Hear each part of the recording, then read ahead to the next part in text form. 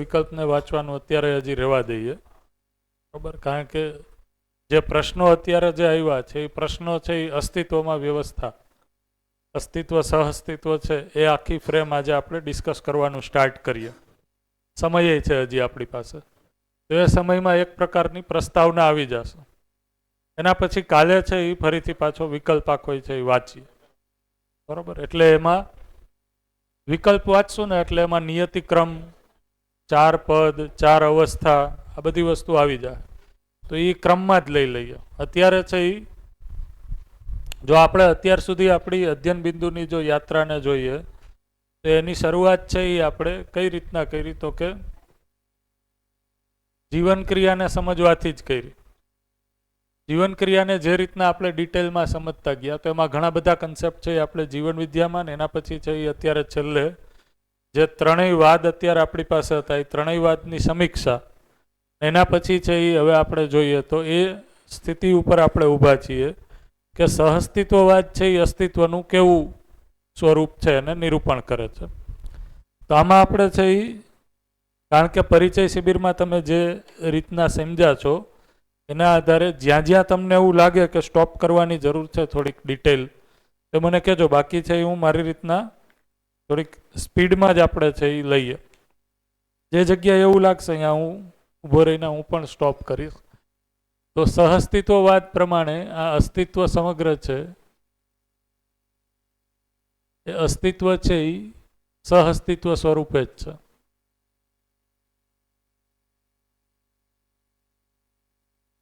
અસ્તિત્વ એ સહઅસ્તિત્વ જ છે.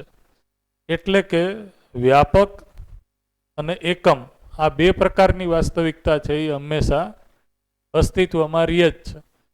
તો આ અસ્તિ અને ત્વ આ બે શબ્દ છે, અસ્તિ અને ત્વ. તો અસ્તિ એટલે શું? તો કે જે છે હોવું, અને ત્વ એટલે વ્યવસ્થા, વ્યવસ્થામાં ભાગીદારી. તો જે છે એ વ્યવસ્થાના અર્થમાં જ છે, એ શબ્દથી ઇંગિત થાય છે.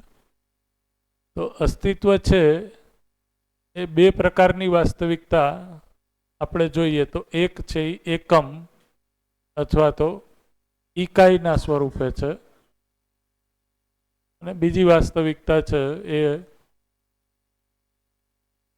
ખાલી જગ્યા, ખાલી સ્થાન,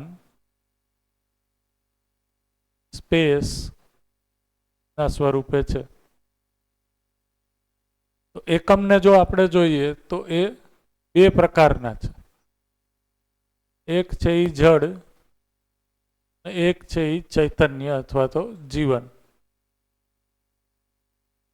તો જડ છે એ પણ પરમાણુ સ્વરૂપે જ છે. તો એમાં જ છે એ અલગ અલગ પ્રકારના પદાર્થાવસ્થાનું પ્રકટન છે. તો આ જડ પરમાણુ કેટલા પ્રકારના છે? તો પરમાણુ છે એ કેટલા પ્રકારના છે ગિરીશભાઈ? ફિઝિક્સ કેમેસ્ટ્રી કોણ લે છે? 121. તો 118 છે એ વિજ્ઞાનનું પ્રતિપાદન છે. તો 118 પ્લસ દર્શન છે એ બીજા 3 કે છે. એમાં ચૈતન્ય પરમાણુ છે એ આવી ગયો. પરમાણુ છે એ ટોટલ આટલા પ્રજાતિના છે. આને કીધી એની પ્રજાતિ. આ પ્રજાતિ છે એ અલગ અલગ કઈ રીતના છે? તો કે એની અંદર જે પરમાણુ અંશોની સંખ્યા છે એના ઉપરથી જ છે. હા, એ ચૈતન્ય આમાં એક આવી જશે, બરોબર છે. ચૈતન્યની કોઈ પ્રજાતિ નથી? ના, એક જ પ્રકારનો છે. તો અહીંયા આપણે એ રીતના જોઈએ તો બે જ છે, રાઈટ. આ પરમાણુ છે એ ભેગા થઈને અણુ બનાવે છે. આનાથી છે એ અણુ પિંડ બનશે, મોલેક્યુલ બનશે.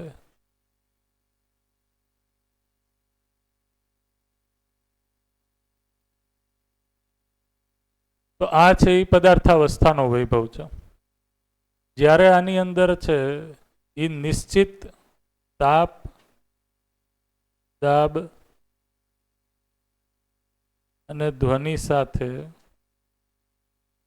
બરોબર સ્પંદનશીલતા આવી જાય છે, તો ત્યારે છે એ આના પછીનો સંસાર, રાસાયણિક સંસાર,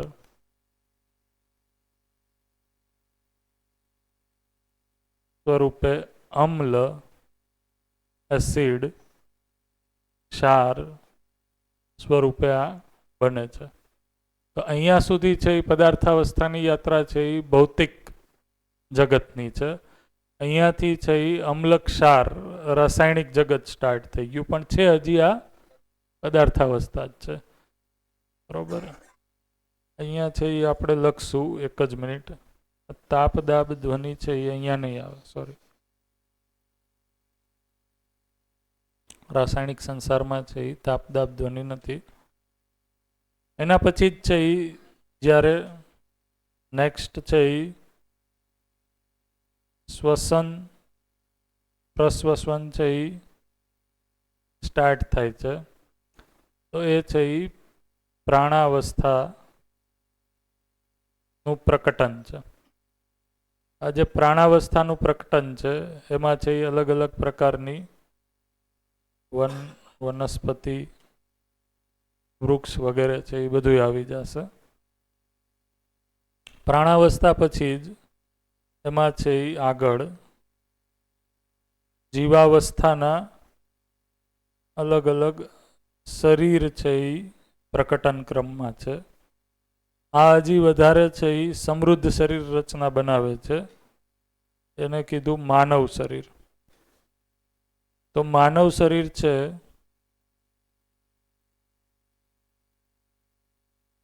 એ પણ અહીંયા જોવા મળે છે. ચૈતન્ય છે એ પોતાનામાં એક જ પ્રકારનો છે, જ્યારે એનું સંયોજન છે આ જીવાવસ્થાના શરીર સાથે થાય છે. જીવાવસ્થાના શરીર સાથે. તો એ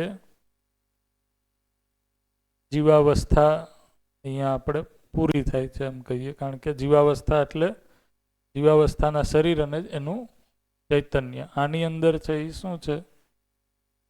તો કે આની અંદર છે એ આ શ્વસન, હા એ તો આવી જ ગયું અહીંયા, એ લખી નાખીએ. યસ, પશુ પક્ષી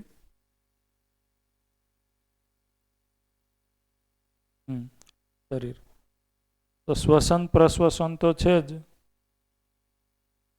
સાથે સાથે છે એમાં જીવનની અંદર જીવવાની આશા પણ છે. તો શરીરને બનાવી રાખવાની આશા સાથે છે.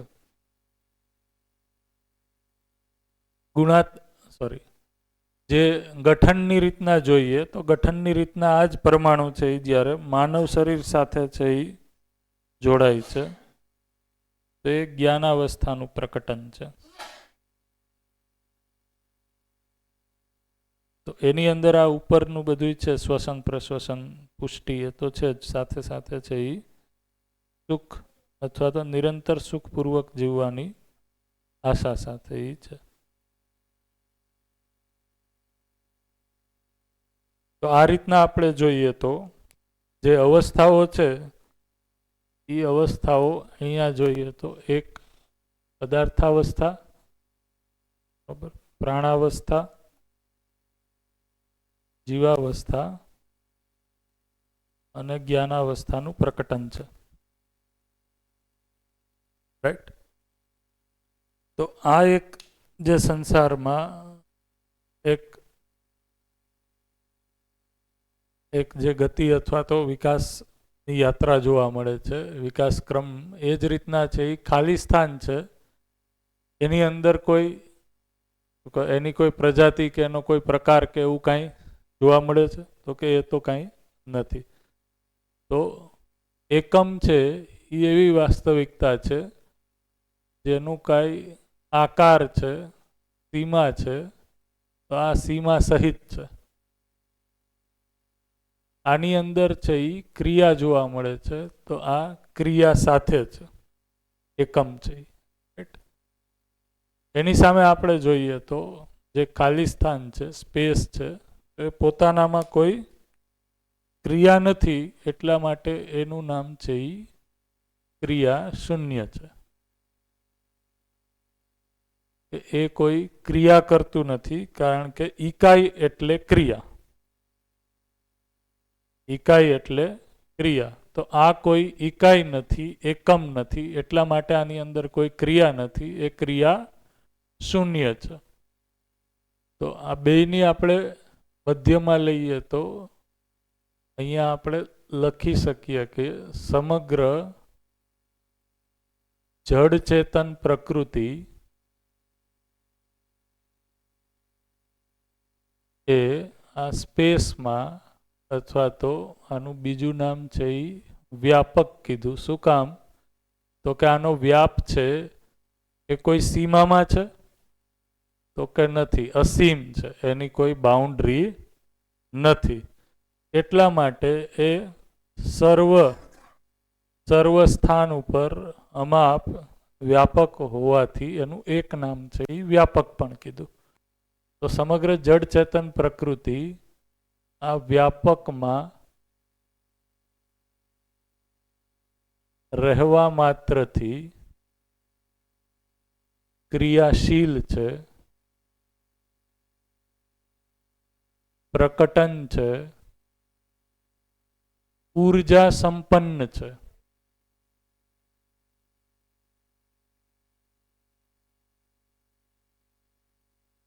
સંપૃક્ત છે. સંપૃક્ત છે એ લખી નાખીએ અહીંયા.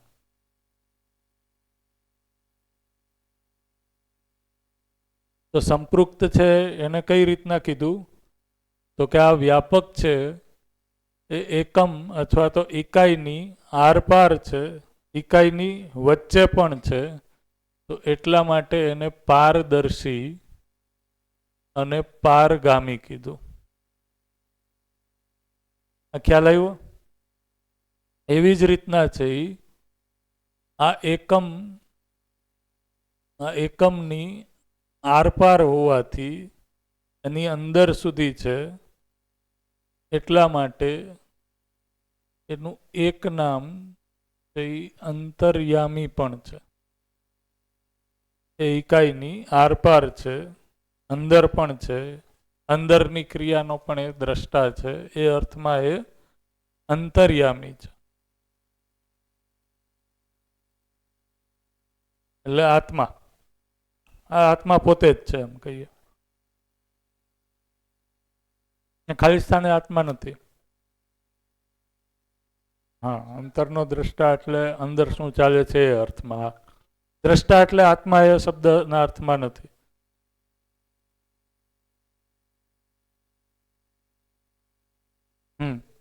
બધા શબ્દ આપણે હમણાં આવી જ જશે, લઈ લેશું. હા, તમે કયો, કાંઈ વાંધો નહીં.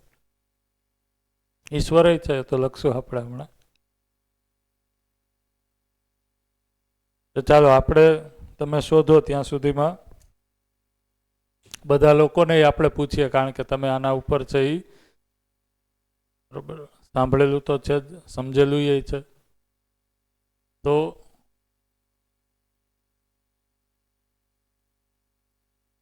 અચ્છા, એને અહીંયા લેવા જ, એને આપણે લેશું, કાંઈ વાંધો નહીં. યસ, પારદર્શી અને પારગામી કઈ રીતના છે એ કઈ રીતના સમજશો? તમારામાંથી જે લોકોએ શિબિરમાં જેટલું સમજ્યું એના આધારે કયો છે.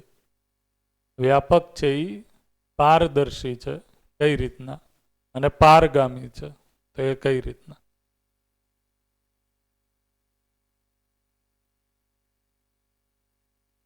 રાઈટ. તો વચ્ચે કંઈ નથી એ અર્થમાં પારદર્શી છે. તો વ્યાપક છે એ સંપૂર્ણ રીતના ટ્રાન્સપરન્ટ છે, જેથી કરીને ઇકાઈ એકબીજાની ઉપર પ્રતિબિંબિત છે, પ્રકાશિત છે.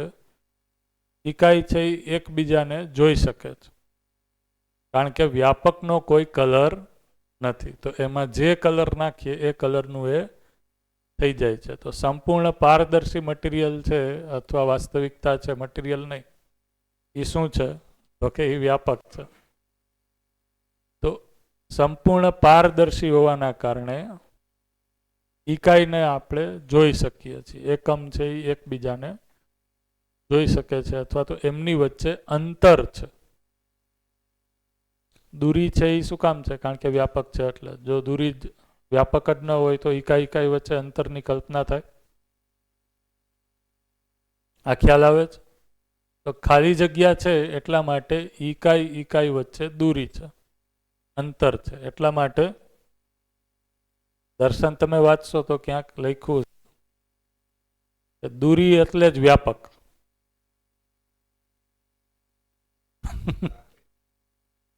હે હા, એકબીજા સાથે એટલું જોડાયેલું નથી કે બે વચ્ચે કોઈ જગ્યા જ નથી.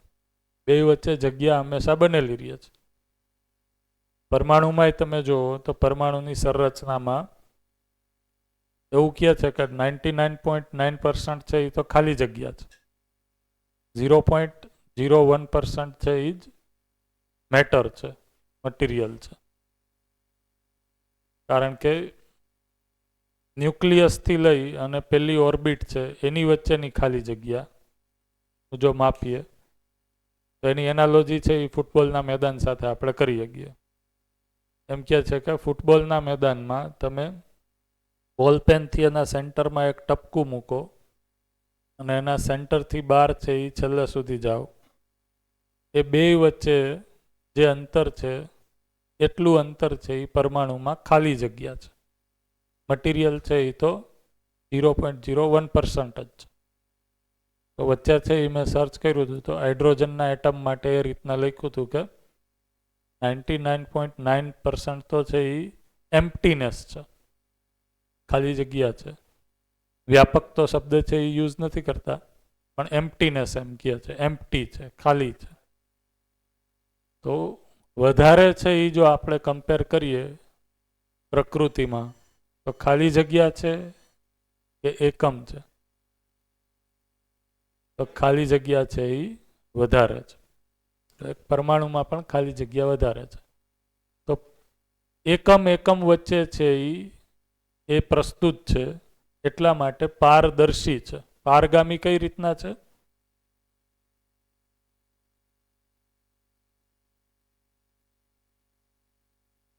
બોલો, બરોબર બોલો. આરપાર છે. જ્યાં એકમ છે ત્યાં પણ વ્યાપક તો છે જ. દાખલા તરીકે આ રીતના આપણે પેન કહીએ તો આ પેન કોઈ મટીરિયલ છે, તો જ્યાં પેન છે ત્યાં પણ વ્યાપક છે અને પેનની આજુબાજુ પણ વ્યાપક તો છે જ.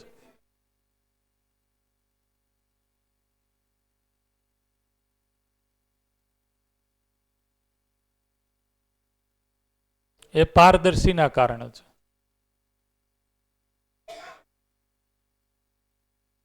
હા,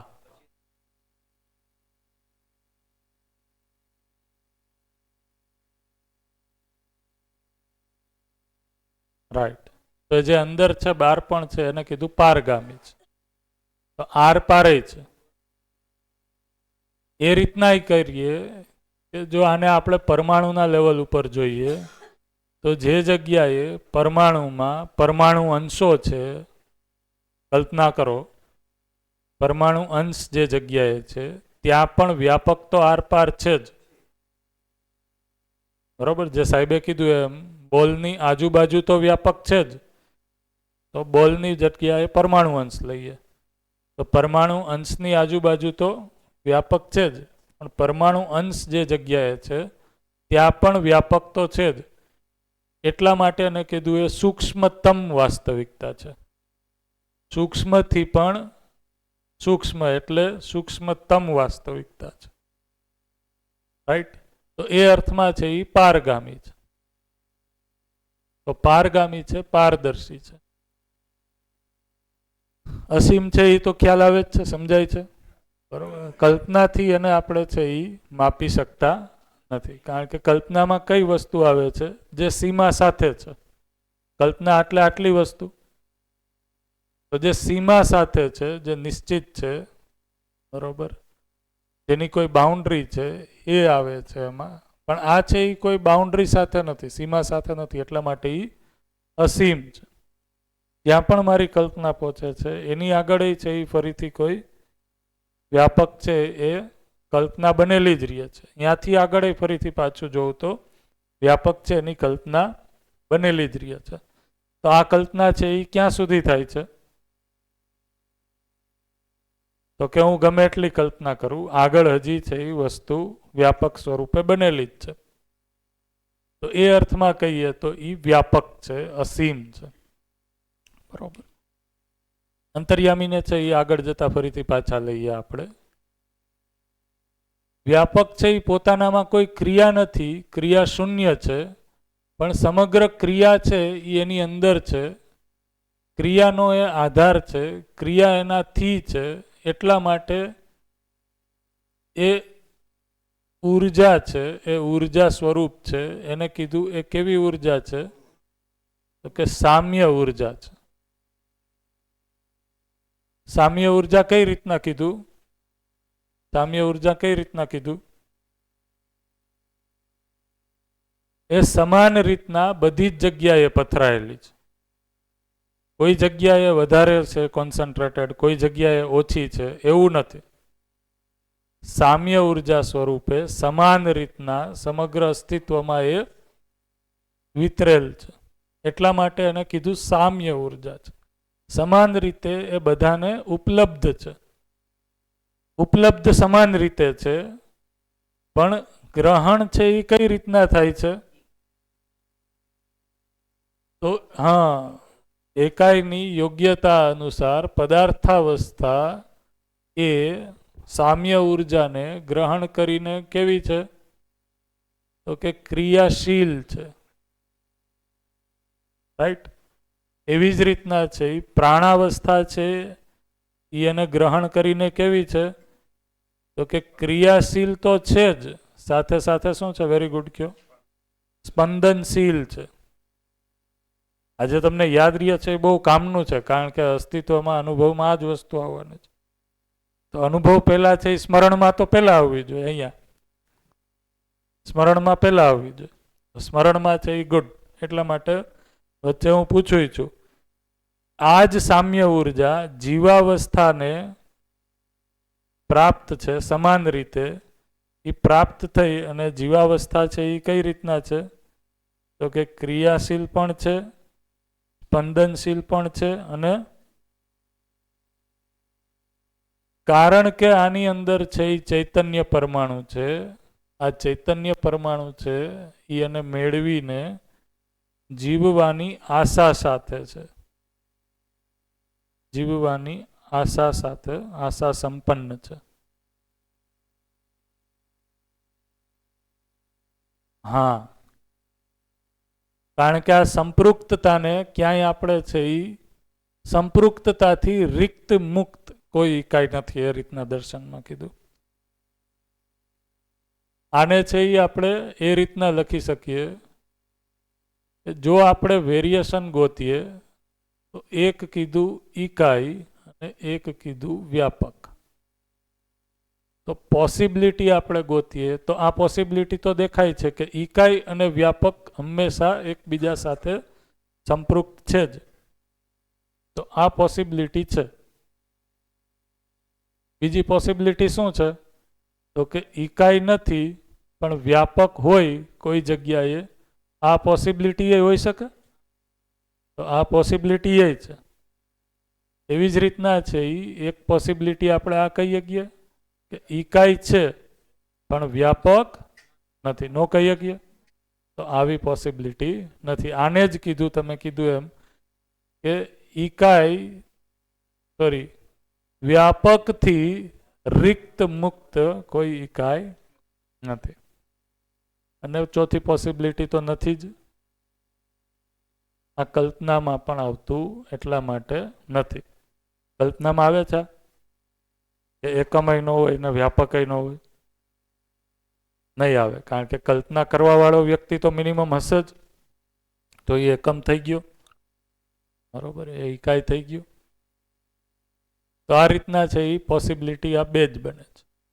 તો કોઈ એવું સ્થાન કે કોઈ એવું સમય નથી કે જ્યાં વ્યાપક નથી, પણ કોઈ એવું સ્થાન છે જ્યાં ઇકાઈ નથી અને વ્યાપક છે. રાઈટ? ક્લિયર? પણ કોઈ એવો સમય છે કે જ્યાં વ્યાપક નથી અને ઇકાઈ છે? કોઈ એવો સમય છે કે જ્યાં વ્યાપક નથી અને ઇકાઈ છે? તો એવો સમયય નથી, કાલય નથી. એને કીધું કે વ્યાપક અને ઇકાઈ છે એ નિત્ય વર્તમાન છે, એના માટે એક એનું નામ કીધું એ નિત્ય છે. એવો કોઈ કાલખંડ નથી કે જ્યાં વ્યાપક અને એકમ નથી. તો જીવાવસ્થા એને મેળવીને છે એ આ સાથે છે. એવી જ રીતના પ્રાણાવસ્થા એને મેળવીને આજે અહીંયા લખ્યું છે એ જ થશે, સુખપૂર્વક જીવવાની આશા સાથે છે. તો એકમની જે પાત્રતા છે એ પાત્રતા પ્રમાણે આ સામ્ય ઉર્જા છે એને ઉપલબ્ધ છે. આને આપણે એ રીતના કહી શકીએ, પ્રશ્ન આવ્યો તો એને આપણે એડ્રેસ કરીએ કે જડ સંસાર વ્યાપક ના સહઅસ્તિત્વપૂર્વક અથવા તો સંપૃક્તાપૂર્વક જડ પરમાણુ છે એ ક્રિયાશીલ છે અને એનું એક્સપ્રેશન છે એ તાપ, દાબ અને ધ્વનિ સ્વરૂપે છે. જડ પરમાણુ, અહીંયા સંસારની બદલે હું પરમાણુ લખું છું અત્યારે. એવી જ રીતના બીજો પ્રકારનો પરમાણુ છે એ ચૈતન્ય પરમાણુ છે. એટલે ભેજ, સોરી, અહીંયા છે એ તો તાપ, દાબ અને ધ્વનિ જ આવશે, રાઈટ. અહીંયા તો તાપ, દાબ, ધ્વનિ જ આવશે. તાપ, દાબ, નમી છે અહીંયા આવશે. ક્યાં ગયું? અહીંયા હતું હમણાં આપણે પ્રાણાવસ્થામાં લખ્યું હતું ભેજ, પ્રાણાવસ્થાના પ્રકટન માટે.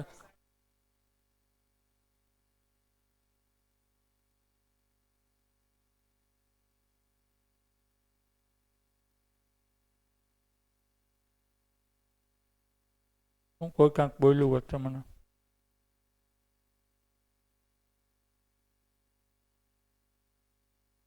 ગતિ, તરંગ, દબાવ અહીંયા કયો છો? હા, ઓકે.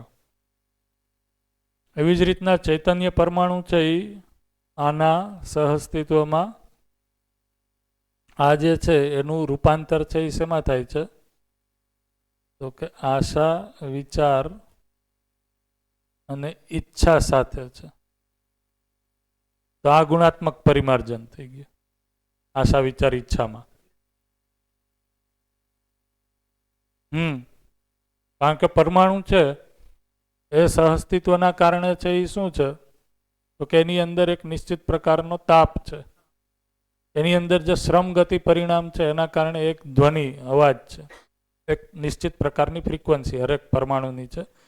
જે ભૌતિક વિજ્ઞાન છે એ અત્યારે કોઈ પણ પરમાણુનું કયા પ્રકારનો છે એની આ ફ્રીક્વન્સી અથવા તો આ ધ્વનિની જે ફ્રીક્વન્સી છે એના ઉપરથી જ આઈડેન્ટિફાય કરે છે. આમાં જે બધું વચ્ચે બોલ્યા ને એ લગભગ આવે છે. એકવાર ચેક કરો તો.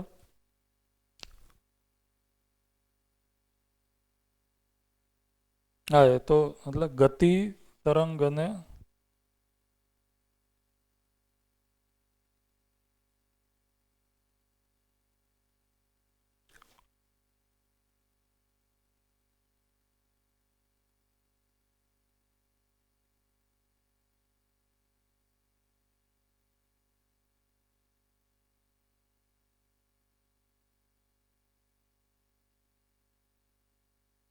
ગતિ તો આવે જ છે, એ બરોબર છે.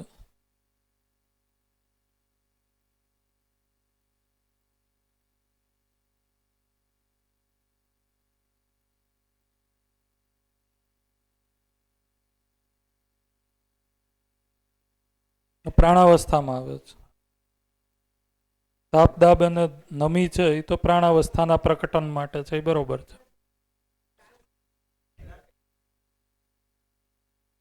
માનવ વ્યવહાર દર્શનમાં છે, ભૌતિકવાદમાં છે, બેમાં છે.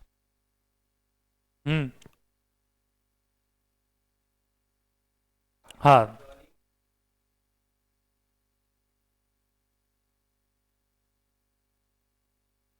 ગતિ, તરંગ અને વિદ્યુત.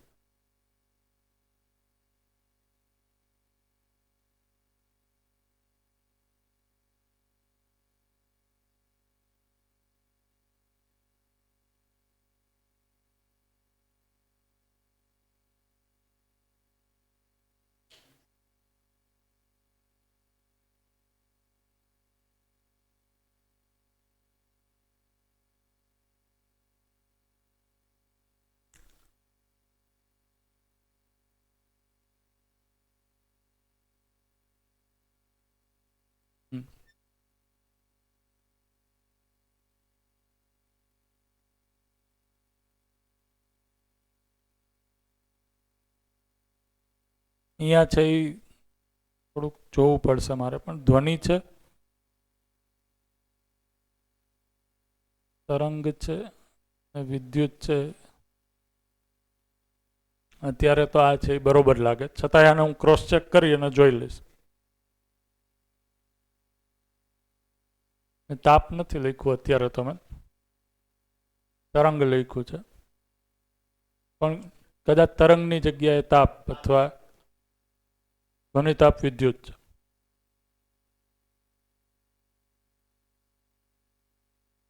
ધ્વનિ તાપ અને વિદ્યુત છે, આટલી વસ્તુ છે. તો આ ધ્વનિ તાપ અને વિદ્યુત છે એનું જ છે એ પરિમાર્જિત સ્વરૂપ છે, એ ચૈતન્ય પરમાણુમાં આશા, વિચાર અને ઈચ્છા સ્વરૂપે છે.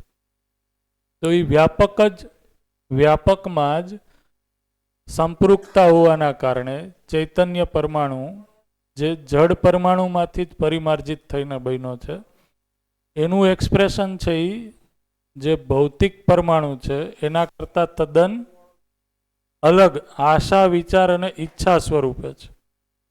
આશા, વિચાર અને ઈચ્છા સ્વરૂપે છે. એટલા માટે તમે જે કહેતા હતા ભાવેશ સર કે એકચ્યુઅલમાં આ જે પરમાણુ છે એની કેરેક્ટરિસ્ટિક, જડ પરમાણુની કેરેક્ટરિસ્ટિક છે એ કેવી છે? તો એ ધ્વનિતાપ વિદ્યુત પૂર્વક ભૌતિક છે, બરાબર. પણ જીવન પરમાણુ છે એ પોતાનામાં, એટલા માટે આને છે એ ચૈતન્ય પરમાણુને છે એ ગઠનશીલ પરમાણુ પણ કીધો, સોરી ગઠન પૂર્ણ પરમાણુ પણ કીધો. અને આ છે એ કેવા છે? જડ પરમાણુ બધા છે એ ગઠનશીલ. એટલા માટે ગઠનશીલ એટલે શું? તો કે એના ગઠનમાં છે એ કોઈ ચેન્જ આવી શકે છે. પરમાણુ અંશોની છે એ લેનદેન થઈ શકે છે. આમાં ગઠનપૂર્ણ પરમાણુ છે એ ભૌતિક ક્રિયાથી મુક્ત છે. તો આમાં છે એ કોઈ પરમાણુ અંશ છે એ હવે બહાર કે અંદર નહીં જાય. તો એને કીધું એ ગઠનની દ્રષ્ટિએ, ભૌતિક દ્રષ્ટિએ ગઠન પૂર્ણ છે. એટલા માટે આ ચૈતન્ય પરમાણુ ઉપર કોઈ ભૌતિક ક્રિયાની અસર નહીં થાય, બરોબર. કારણ કે એની સંપૂર્ણ પ્રોપર્ટી છે એ જે ભૌતિક પ્રોપર્ટી હતી એમાંથી પરિમાર્જિત થઈ અને ચૈતન્ય પ્રોપર્ટી સાથે, એટલે કે આશા, વિચાર અને ઈચ્છા સાથે આવી ગયો. હવે આ બચાવવું થોડુંક છે એ અઘરું છે, કારણ કે આપણે જોઈએ તો કોઈ પણ અવસ્થામાં એની પહેલાની અવસ્થાનું જે છે એ એક પ્રકારનું ઇનપુટ છે એ બનેલું છે. પણ આ છે એ એક પ્રકારનું ટ્રાન્સફોર્મેશન છે, સંક્રમણ છે. તો એના માટે દર્શનમાં એક સૂચના છે કે સંક્રમણ એ એવી પાતળી ભેદરેખા છે કે એના પૂર્વથી એનું પરરૂપ છે એ સંપૂર્ણ રીતના અલગ છે. એટલે એના ગુણધર્મ અને કેરેક્ટરિસ્ટિક છે એ બદલી જાય છે. તો જળ પરમાણુમાં વ્યાપકના સહઅસ્તિત્વમાં જે તાપ, ધ્વનિ અને વિદ્યુત હતું એનું એક્સપ્રેશન, ગોઈતું તમે કાંઈ કહેવું જ બોલી જાઓ ને, એમાંથી જ બોલી જાઓ. તાપ, ધ્વનિ, વિદ્યુત છે ને?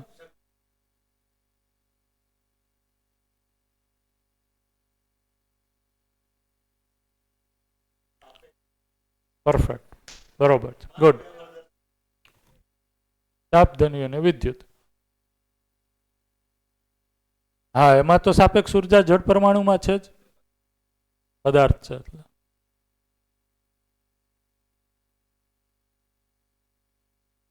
યસ. ના, એવું કાંઈ નથી. પરિમાર્જિત થઈને આ 3 ક્રિયાઓ મિનિમમ જોવા મળે છે.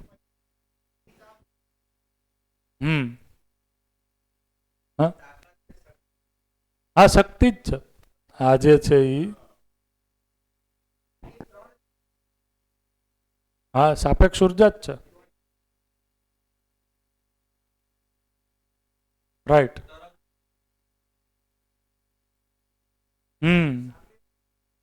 એટલા માટે સવારે પ્રશ્ન હતો ને, હવે આપણે આવશે. તો આ જે છે એ એકમમાંથી, બોલો.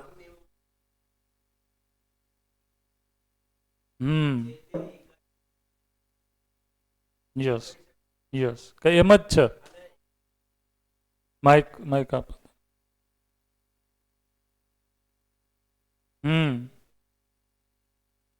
સ્પેક્ટ્રમ અલગ આવે.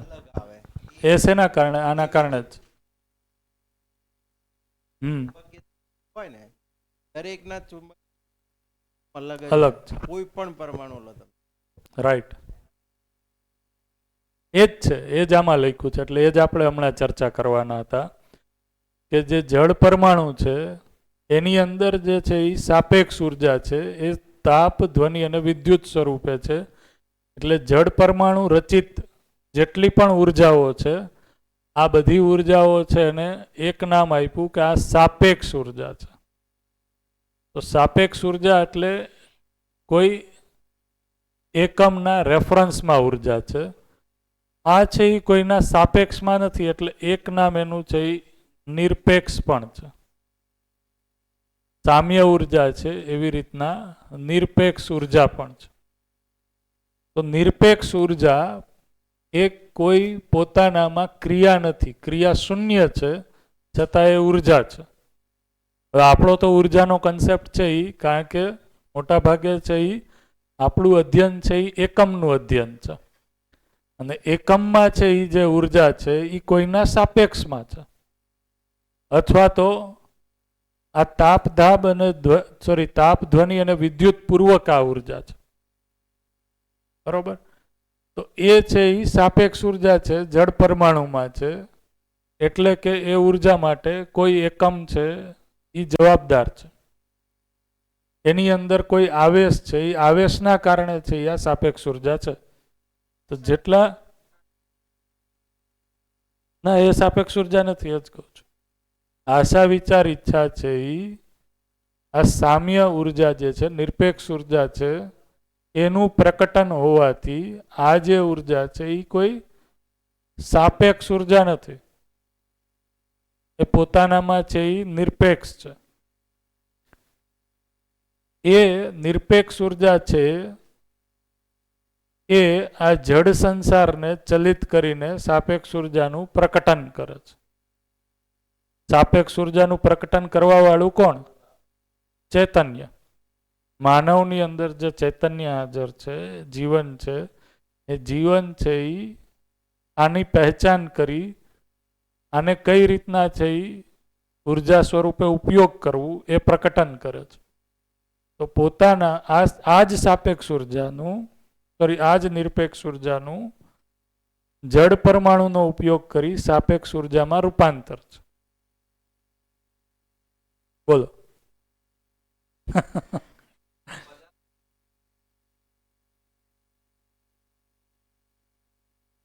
સાપેક્ષ ઉર્જા, યસ યસ, નિરપેક્ષ.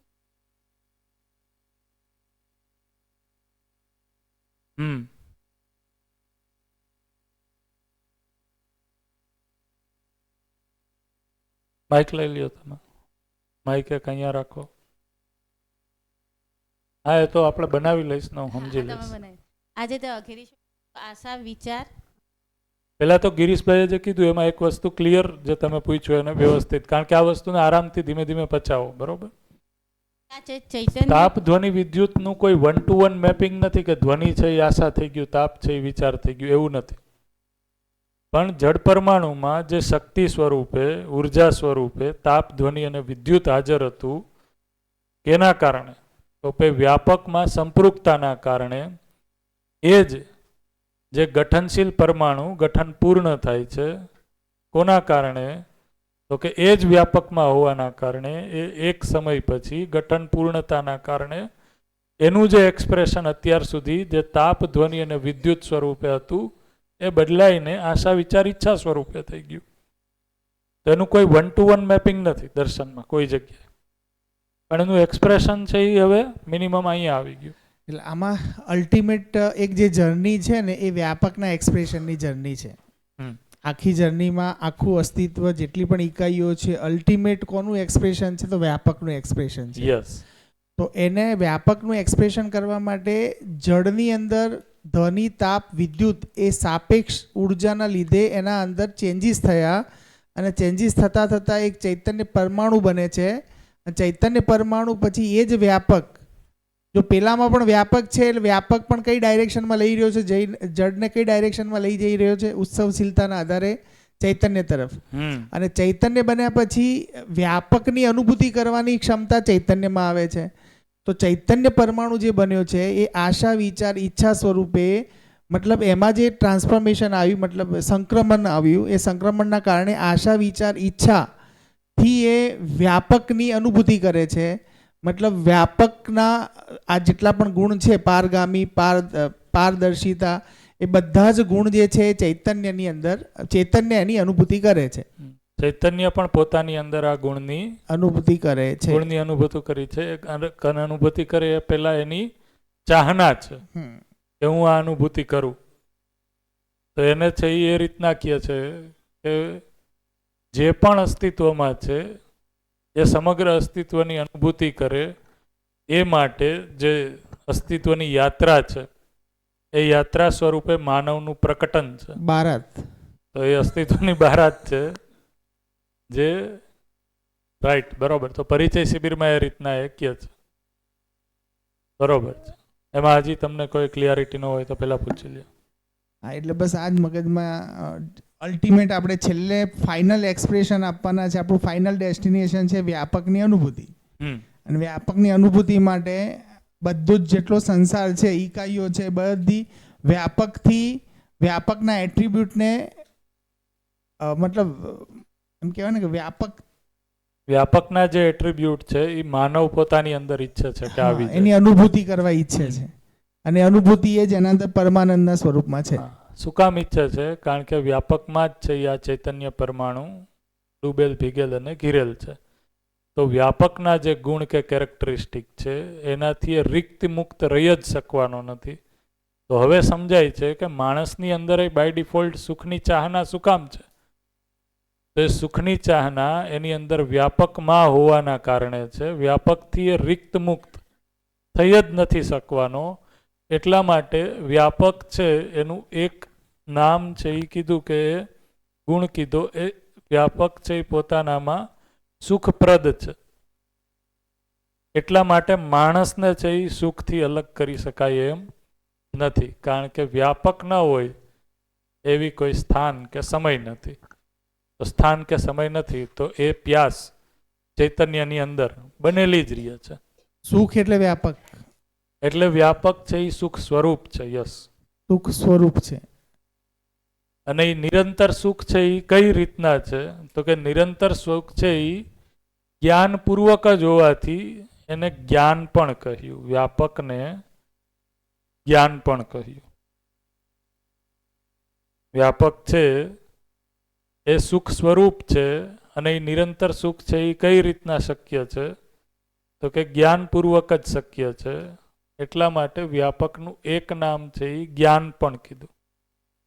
એટલે એવું કહી શકાય કે જળની અંદર સાપેક્ષતામાંથી નિરપેક્ષતા, ચૈતન્યમાં નિરપેક્ષતા, નિરપેક્ષતામાંથી પછી ફાઇનલ આની અનુભૂતિ, વ્યાપકની અનુભૂતિ. તો અત્યારે આપણે સાપેક્ષમાંથી નિરપેક્ષ, નિરપેક્ષમાંથી નિરપેક્ષની અનુભૂતિ, મતલબ વ્યાપકની અનુભૂતિ. હવે એને જીવન ક્રિયામાં જોઈએ તો અહીંયા કઈ રીતના જોઈએ ગઈ? જીવન ક્રિયામાં આશા વિચાર ઈચ્છા થી તો જ્યારે હું સાપેક્ષતામાં જીવું છું, પણ હું છું તો પોતાનામાં નિરપેક્ષ, પણ મારું જીવવાનું અહીંયા 4.5 ક્રિયામાં કેવી રીતના છે? સાપેક્ષતામાં. એટલા માટે છે એ દુઃખદાયક છે, કષ્ટદાયક છે, પીડાદાયક છે. એટલા માટે જ મારી અંદર હંમેશા પ્યાસ બની રહે છે કે હું કોઈની સાપેક્ષતામાં, કમ્પેરિઝનમાં ના જીવું. તો એ યાત્રા જ છે એ મને અહીંયા જે આ સાપેક્ષતાની નીચેની છે અહીંયાથી ઉપર, તો અહીંયાથી છે એ નિરપેક્ષતાની યાત્રા સ્ટાર્ટ થાય છે. જે પોતાનામાં નિરપેક્ષ છે એ જ છે એ આ નિરપેક્ષ વસ્તુને અનુભવ કરી શકશે. તો એટલા માટે જ્યારે આપણે વ્યાપકની કલ્પના કરીએ છીએ તો એ કલ્પનાશીલતામાં એટલા માટે નથી આવતું કારણ કે કલ્પનાશીલતા પોતાનામાં છે એ સાપેક્ષ છે, સીમિત છે. તો સીમિત વસ્તુથી, કલ્પનાશીલતાથી જ્યારે આપણે કલ્પના કરવા જઈએ છીએ તો વ્યાપક અસીમ છે એ કલ્પનામાં આવે છે. તો એ તર્ક બનેલો જ રહેશે કે હજી આગળ શું હોય છે, અસ્તિત્વનો છેડો શું હોય છે, આગળ ક્યાંક તો પૂરું થતું હોય છે. આ શું કામ પ્રશ્ન બનેલું રહે છે? જ્યાં સુધી આ સાપેક્ષતામાં વિચારું છું ત્યાં સુધી આ પ્રશ્ન બનેલો રહે છે, ત્યાં સુધી આ તર્ક બનેલો રહે છે. જ્યારે હું એનાથી પર થઈ અહીંયા પહોંચું છું તો સાપેક્ષતાથી નિરપેક્ષતા તરફ જાઉં છું. એટલા માટે મને એ ઓળખાણ થાય છે કે પહેચાન થાય છે કે અસ્તિત્વમાં કોઈ વસ્તુ એવી છે જે નિરપેક્ષ છે, નિત્ય છે, અસીમ છે, વ્યાપક છે. એની ઓળખ છે એ પણ અહીંયાથી શરૂ થાય. એટલે છેલ્લે પદ મુક્તિ એટલે આવે છે. પદ મુક્તિ વખતે એટલે સાપેક્ષ એટલે શરીરની સાપેક્ષ જાય છે. આ જે 4.5 ક્રિયાઓ શરીરની સાપેક્ષમાં છે. હા, અને સાપેક્ષતામાંથી ધીમે ધીમે નિરપેક્ષતા તરફ જર્ની થાય છે. રાઈટ. અને એમ કરતા કરતા જ્યારે પૂર્ણ આત્મબોધ થઈ જાય છે ત્યારે એને પદ મુક્તિ કઈ મતલબ કે પછી એને જીવન ક્રિયાઓ પૂર્ણ થઈ ગયા પછી એ શરીર સાથે રહેવું ના રહેવું એના માટે સ્વતંત્ર છે. હા, શરીર Right. વગર અને શરીર સાથે એ બંને એની ઈચ્છા શક્તિ પ્રમાણે ડિપેન્ડ કરે છે. રાઈટ. તો પછી જીવન અત્યારે બંને સાથે છે, પછી એ એકલું પણ જીવન અસ્તિત્વમાં રહી શકે છે. પેલા અસ્તિત્વમાં એકલું જીવન તો છે જ. છે પણ એ હજી ભ્રમિત છે. હમ. પેલામાં જાગૃત થયા પછી એની ઈચ્છા શક્તિ પ્રમાણે મતલબ પદ મુક્તિ જે કહીએ છીએ પદ મુક્તિ એટલે શરીર પદ મુક્તિ વગરની માનવ પદમાં જ છે એ આપણી અંદર સ્વતંત્રતા તો આવી જ જાય છે. Okay. સ્વતંત્ર શબ્દ છે એના એટલે માટે હું રાખ્યા. શરીરની સાપેક્ષમાં અત્યારે જીવન પરમાણુને જોઉં છું. જ્યારે એ જીવન પરમાણુ પોતે સ્વતંત્ર છે એ અનુભૂતિ થઈ જાય છે. હું શરીર નથી એ અનુભૂતિ થઈ જાય છે. એ અલ્ટિમેટ નિરપેક્ષતા થઈ એવું કહી શકાય. એટલા માટે જ તો આપણે અહીંયા જો સાક્ષાત્કારની જે પરિભાષા કીધી કે એને સમજ્યા તો એમાં માનવનો સાક્ષાત્કાર થાય છે. એક વ્યક્તિનો સાક્ષાત્કાર નથી થતો. પોતાનામાં અહીંયાથી વસ્તુ છે એ નિરપેક્ષ સ્ટાર્ટ થઈ ગઈ. તો એ નિરપેક્ષ વસ્તુ અહીંયાથી સ્ટાર્ટ થઈ જાય છે, અહીંયા પૂરી થાય છે. એટલા માટે નિરપેક્ષ વસ્તુ આ બીજી નિરપેક્ષ જે વાસ્તવિકતા છે એને અનુભૂત કરી શકે છે. જ્ઞાન બીજું એ અર્થમાં કીધું વ્યાપકને કે આ હરેક અવસ્થા છે, આ હરેક અવસ્થા છે, પદાર્થાવસ્થા, પ્રાણાવસ્થા, જીવાવસ્થા, જ્ઞાનાવસ્થા, એની ગતિ છે જે દિશામાં એને છે એ માર્ગદર્શન આપવા વાળું શું છે, કઈ રીતના છે. ભાઈ એક જમીનમાં તમે છે એ બી વાવો છો તો એ બી છે એ કઈ રીતના ઉગશે, એમાં પાંદડાનો આકાર કેવો હશે, એનો કલર કેવો હશે, આનો આધાર શું છે. તો એ જે છે એ આ જ્ઞાનમાં હોવાના કારણે, આ વ્યાપકમાં હોવાના કારણે અલગ અલગ ઇકાઈ છે એ પોતાની પાત્રતા પ્રમાણે, યોગ્યતા પ્રમાણે એનું પ્રકટન છે. એ પ્રકટનનો આધાર બધી જગ્યાએ જે કોમન છે એ શું છે, બધી જ જગ્યાએ પ્રાપ્ત છે એ શું છે, એ વ્યાપક છે. એટલા માટે એ દિશા જે આપે છે, દિશા આપે છે એમ કરતા કહીએ કે એમાં હોવાથી દિશા પ્રાપ્ત છે, એ અર્થમાં એને કીધું જ્ઞાન છે. જ્યારે પહેલી વાર છે આ રીતના હું સમજો તો માનવ વ્યવહાર દર્શનમાં વધારે ડિટેલમાં પહેલા જ અધ્યાયમાં સમજો તો જે ફેમસ જે આપણે બોલતા કે આ અસ્તિત્વ કોણે બનાવ્યું હોય છે અને આમાં આટલી જે વૈવિધ્યતા છે એ કોણ નક્કી કરતું હોય છે. સામાન્ય રીતના છે ડે ટુ ડે લેંગ્વેજમાં ઘણા લોકો એ રીતના ફિલોસોફિકલ વાત કરીએ ત્યારે કહેતા હોય કે આ લીમડાના પાંદડા આવી જ રીતના થાય એ કેમ નક્કી થાય છે. તો વ્યાપક જ્ઞાન સ્વરૂપે હરેક જગ્યાએ ઉપલબ્ધ હોવાથી એ કઈ રીતના છે અસ્તિત્વ એને એની પ્રેરણા આપે છે, એ પ્રાપ્ત છે પ્રેરણા હરેક એકમને, ઉર્જા એના માટે ઉપલબ્ધ છે. એટલા માટે એને જ્ઞાન પણ કીધું. એકમ છે એ કયા સ્વરૂપે આગળ વધશે એનું જ્ઞાન છે એ વ્યાપકમાં હોવાથી જ, એટલા માટે એને જ્ઞાન સ્વરૂપ પણ કીધું, જ્ઞાને કીધું. આમાં માનવ આ જે ક્રિયા થઈ જીવન ક્રિયા, સાપેક્ષતા, નિરપેક્ષતા અને પછી તમને પછી વ્યાપકની આપણે લઈએ, તમે કંઈક પૂછતા હતા એને. પછી વ્યાપકની અનુભૂતિ. ક્લિયર? તો હવે એના માટે પછી આ ભાવેશભાઈ તમને પૂછી લઉં તમારો આ જો વસ્તુ પ્રશ્ન હતો. સાધનાથી પણ પોસિબલ થઈ ને, હમ? કારણ કે આમાં સાપેક્ષતાની પરિવાર સ્ટ્રક્ચરની ક્યાં જરૂર છે? એ તો માણસ આ જે સાપેક્ષ ગતિ અને પછી નિરપેક્ષ ગતિ જે ખરી અને પછી વ્યાપકની અનુભૂતિ, એના માટે પરિવારના સ્ટ્રક્ચરની શું જરૂર પડી? બેય રસ્તા ઉપલબ્ધ જ છે. ઓકે, સાધનાવાળા રસ્તેથી પણ એ માહિતી તો મળી શકે છે. હમ. તો પછી આના અંદર હું વ્યવસ્થામાં ભાગીદારી તો સાધનાવાળો જે રસ્તો ખરો એના અંદર વ્યવસ્થામાં ભાગીદારી ન આવી ને. એટલા માટે જ તો કીધું કે ઈ અસહજ રસ્તો છે. સાધનામાં હું શું કરું છું તો કે મારી અંદર જે આશા વિચાર ઈચ્છા જે સહજ જ રીતના પ્રકટન છે એનું વ્યાપકમાં હોવા માત્રથી, એને હું પહેલા શું કરું છું સમાધિમાં, દમન. બરોબર, એને હું ચૂપ કરું છું, દમન કરું છું, બંધ કરું છું. તો એ નથી થઈ શકતું. એને તો એ જ રસ્તેથી મળ્યું. એમની એક સ્પીચમાં મેં સાંભળ્યું બી હતું કે આવો પ્રશ્ન કીધો હતો કે ભઈ તમે આ રસ્તેથી તમને અસ્તિત્વ દર્શન થયા તો તમે અમને બીજો રસ્તો કેમ બતાવો શું કામ છો? આપો છો? યસ. તો એમના જવાબમાં એમ કહ્યું હતું કે મને જે થયું ને એ એક્ઝેક્ટલી ઘટના હતી. ઘટના વિધિથી જ્ઞાન હા, ઇટ ઇઝ એન એક્સિડન્ટ અને એ હમ. એક્સિડન્ટ બધાની સાથે ન થાય. પોસિબલ. પોસિબલ નથી કે એ રસ્તેથી જાઓ તો તમને પણ આ જ વસ્તુ મળે. યસ, પણ હું એવો રસ્તો આપું છું કે જેના અંદર 100% એશ્યોરન્સ છે કે તમે પહોંચશો જ. રાઈટ. નહીં, અને ઘટના એનાથી સહજ પેલો થોડો અસહજ છે જે સ્વીકૃત નથી. આ પરિવાર વિધિથી આગળ વધવું એ સહજ છે. એટલે મને દરેક માનવ મારા માટે પૂરક રીતે ઉપયોગિતા પૂરકતાના અર્થમાં દેખાય એટલે એ સહજ રસ્તો છે. ને ઘટના વિધિથી જે વસ્તુ થાય છે એનું લોકવ્યાપીકરણ છે એ એજ્યુકેશન પ્રોસેસથી ન થઈ શકે. બરાબર, આપણે એવું તો ન કહી શકીએ ને સ્કૂલમાં જઈને કે આ જો આ એટમ છે, આજે જોઈ લ્યો, કદાચ દેખાય છે, 1 કલાક પછી નોય દેખાય. આજે છે એ આ 2 પરમાણુ ભેગા કરો તો આવું રિએક્શન કરશે. ઘટના વિધિથી આજે થઈ ગયું, કાલે કદાચ નોય થાય. તો અનસર્ટેનિટીને, રહસ્યને એજ્યુકેશનમાં ન લાવી શકીએ. એટલા માટે નાગરાજજીએ એ અધ્યયન વિધિ આપી અને એમને પણ છે એ અધ્યયન વિધિથી જ જ્ઞાન થયું છે. અધ્યયન છે એ એમણે કેમાં કર્યું? સંયમ કાળમાં અસ્તિત્વમાં અધ્યયન કર્યું. તો એ અસ્તિત્વમાં અધ્યયનને ક્યારેક આપણે ફરીથી પાછા મળીએ ત્યારે જોશું તો એને હજારો કોમ્બિનેશન છે એ એમાં અધ્યયનમાં આવ્યા કે વસ્તુ કઈ રીતના હશે. એ હજારો કોમ્બિનેશનના ચિત્રણના સ્વરૂપે કોઈ એક કોમ્બિનેશન છે એ ચિત્રણમાં સ્થિર થયું. પરમાણુની સંરચના આવી જ હોય. તો એ અધ્યયનમાં છે એ તર્ક છે જ, નીચેની આ ક્રિયાઓ ત્યારે ચાલુ જ છે.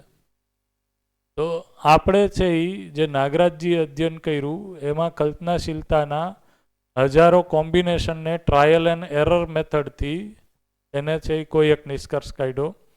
હવે એ નિષ્કર્ષ આપણી પાસે સૂચના સ્વરૂપે જે રસ્તો અલ્ટિમેટલી સમાધાન તરફ લઈ જાય છે, ટ્રાયલ એન્ડ એરર નહીં, એ ઉપલબ્ધ જ છે. એટલા માટે આપણે હવે કલ્પનાશીલતાને ટ્રાયલ એન્ડ એરર મેથડથી છે એ નથી યુઝ કરતા. નિશ્ચિત માર્ગદર્શન જે પથ છે એની ઉપર ચાલીને આપણે એને અનુભવ કરીએ છીએ. એટલે આપણી પાસે રસ્તાઓ ઘણા નથી, એક જ છે જ્યારે સહઅસ્તિત્વવાદ પ્રમાણે ચાલીએ. જેમ કે તુલન છે એમાં ક્લિયર હવે કહી દીધું કે ન્યાય દ્રષ્ટિથી આગળ વધશો તો જ આગળ છે એ દ્વાર ઓપન થાય છે. ન્યાય ધર્મ સત્યનું તુલન. યસ, હવે તમે કયો. નિરપેક્ષ ઉર્જાવાળું તમે જે પૂછતા હતા એ ભાવેશભાઈને એકવાર સાંભળી લઈએ.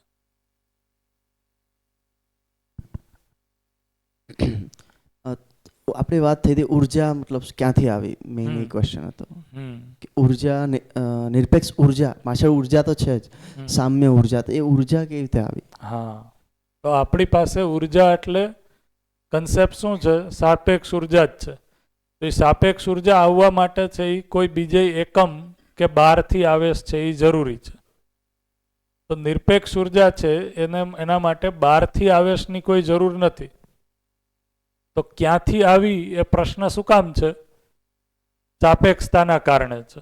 જ્યારે આપણે 4.5 ક્રિયાપૂર્વક જોઈએ છીએ તો વસ્તુ ક્યાંથી આવી એટલે કે એનો જન્મ અને મૃત્યુ એ પ્રશ્ન બને છે.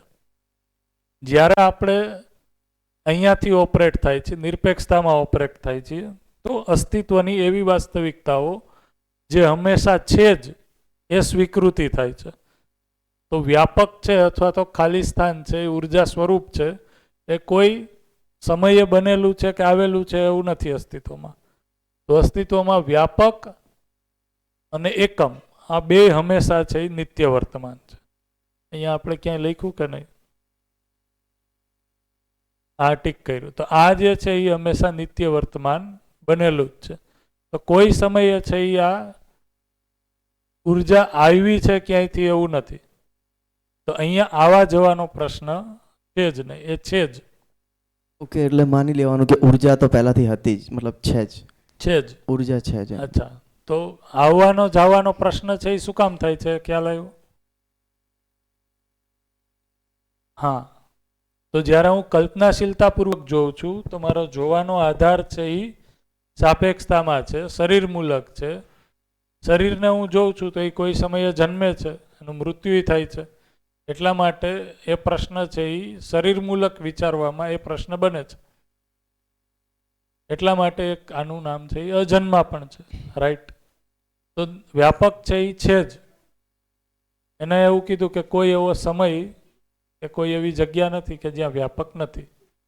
એટલા માટે ઉર્જા હંમેશા છે જ. હવે એ વસ્તુ પચવી કે આ સામ્ય ઉર્જા એ કોઈ આવેશ નથી, એ છે એ શું કામ પહેલાં પચવામાં અઘરી છે? કારણ કે આપણે ઓપરેટ થઈએ છીએ અહીંયાથી કલ્પનાશીલતાથી. તો ઉર્જા એટલે કોઈ એક પ્રકારનો આવેશ, એમ જ આપણે સમજીએ છીએ. પછી એ ગતિ સ્વરૂપે કાઇનેટિક એનર્જી હોય, સ્થિતિ ઉર્જા હોય, કે કોઈ પણ ઉર્જા હોય, વિન્ડ એનર્જી હોય. તો એ છે એ બહારથી કોઈ આપણે આવેશ આપીએ છીએ ત્યારે ઇકાઈમાં છે એ કોઈ ક્રિયા જોવા મળે છે. એટલા માટે આપણે ઉર્જાનું ચિત્રણ કરીએ તો એ ચિત્રણમાં છે એ આવેશ એટલે કે રેફરન્સ એટલે કે કોઈ એકમના સાપેક્ષમાં છે એ આપણને ઉર્જા છે એ જોવા મળે છે. આવે જ. જીવન પરમાણુ, સુરેશભાઈ એવું કીધું હતું કે 60 આજુબાજુ અણુ ફરે છે ને વચ્ચે છે ને આપણે, બરાબર? તો એ જીવન પરમાણુના અંદર આ 60 જે પણ અણુ ફરે છે એ બધું કેવી રીતે આવ્યું ને શું છે એમ? હા, એ હવે આપણે જોઈએ. તો જીવન પરમાણુનું, કારણ કે અહીંયા જે આપણે ચૈતન્યની વાત કરી તો એનું ગઠન છે એ કઈ રીતના છે? તો સમગ્ર ભૌતિક જગતમાં જેટલા પણ પ્રજાતિના પરમાણુઓ છે એમાં છે એ સંરચના કેવી રહે છે? તો કે એક ન્યુક્લિયસમાં છે, બરોબર? અમુક અંશો ન્યુક્લિયસમાં છે અને જેટલા છે ન્યુક્લિયસમાં એટલા જ છે એના ઓર્બિટમાં છે. તો જડ પરમાણુમાં સંરચના એ રીતના છે. ચૈતન્ય પરમાણુમાં કઈ રીતના છે? તો કે ચૈતન્ય પરમાણુમાં છે એ ન્યુક્લિયસમાં એક જ છે અને બહાર છે એ 2, 8, 18, 32 મનથી લઈને અલગ અલગ પરિવેશમાં એ રીતના છે.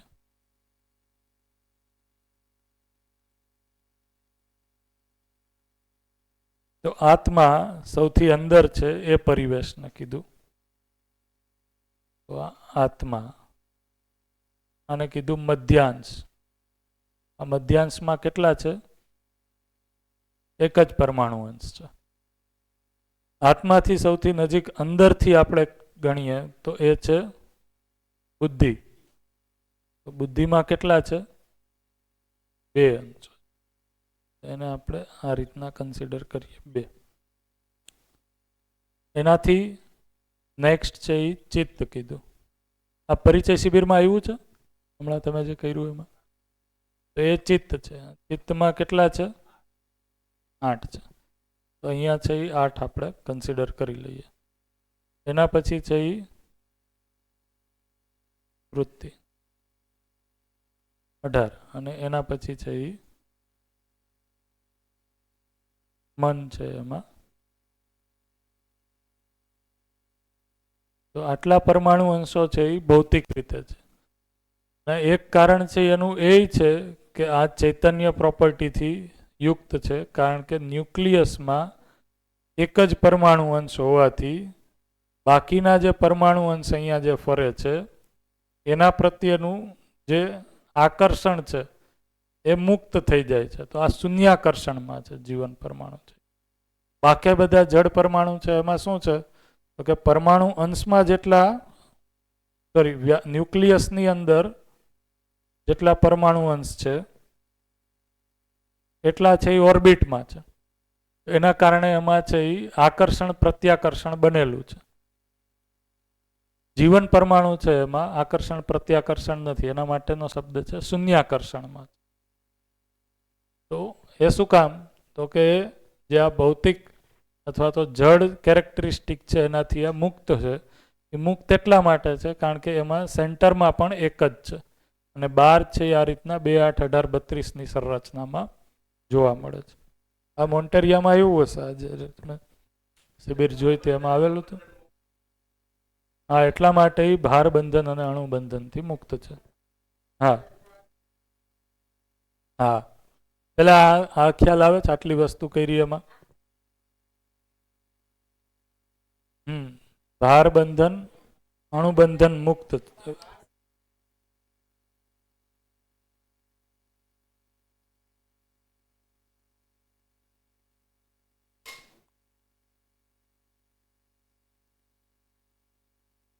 હા, એટલા માટે એના માટે શું યુઝ કરે છે તો કઈ જે ઓમાં ભાર બંધન અને અણુબંધન છે એનાથી મુક્ત છે. જડમાં છે ભાર બંધન અને અણુબંધન છે, આમાં છે આશા વિચાર ઈચ્છા બંધન છે. ભ્રમિત સ્થિતિમાં સાડાચાર ક્રિયાપૂર્વક જીવતા અહીંયા આશા બંધન, વિચાર બંધન અને ઈચ્છા બંધન છે.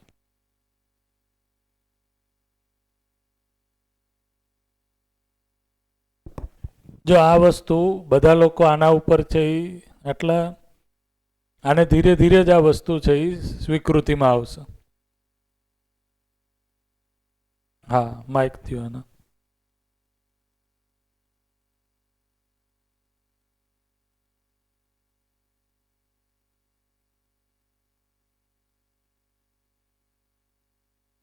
અને તો અહીંયા છે એ લખી નાખીએ આવેશ અથવા તો આસક્તિ. બરોબર? હા, તમે બોલો, વાંધો નહીં. આપણે જે આ કહ્યું કે ન્યુક્લિયસમાં એક મધ્યાંશમાં એક છે, બરોબર, જેને આપણે આત્મા કહીએ છીએ. તો એની બહાર જે ફરતે 2, 8, 18, 32 વિજ્ઞાનની ભાષામાં ખ્યાલ આવ્યો, પણ આ બુદ્ધિમાં 2, ચિત્તમાં 8, એ 8 નામ કોઈ અલગ અલગ છે ના, કોઈ નામ નથી, બધા એક સરખા જ છે પરમાણુ અંશ. ખાલી એના ક્રમ 2, 8 એ વિજ્ઞાનની ભાષામાં જકડાયેલા છે એવું કહેવા માંગે. 2 અણુ જકડાયેલા છે એટલે એક ઓર્બિટમાં છે. ધારો કે આ બુદ્ધિની ઓર્બિટ છે, એમાં 2 પરમાણુ અંશ છે. જકડાયેલા એટલે નજીક નજીક છે એમ નહીં, પણ આ એક ઓર્બિટ એની ફરતે છે મૂળ. હા, આ ઓર્બિટમાં છે એ 2 છે. એના પરમાણુ પર્ટિક્યુલર કોઈ અસ્તિત્વથી એના કોઈ નામ નથી. ના, એના કોઈ નામ, બધાના નામ કોમન જ છે, પરમાણુ અંશ જ છે. ચૈતન્યમાં પણ અને જડની અંદર જે પરમાણુ અંશો છે એ અલગ અલગ પ્રકારના છે એવું નાગરાજજીએ નથી કીધું, વિજ્ઞાનમાં કીધું છે. હા, વિજ્ઞાનમાં કહ્યું છે. એટલે તો નાગરાજજી છે એ જડ પરમાણુમાં પણ જે આ પરમાણુ અંશો છે એ સેન્ટરમાં હોય કે ન્યુક્લિયસમાં હોય, દર્શન પ્રમાણે શું છે પરમાણુ અંશ જ છે. આ ખ્યાલ આવ્યો? અહીંયા છે એ દર્શન અને વિજ્ઞાનમાં છે એ તફાવત શું આવે છે તો વિજ્ઞાનની અવધારણા પ્રમાણે અહીંયા છે એ પ્રોટોન ન્યુટ્રોન નામ આપ્યું છે, અહીંયા છે એ ઇલેક્ટ્રોન નામ આપ્યું છે. બરોબર?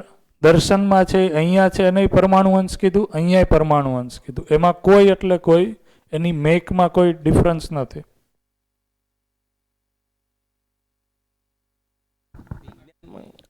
ચૈતન્યમાં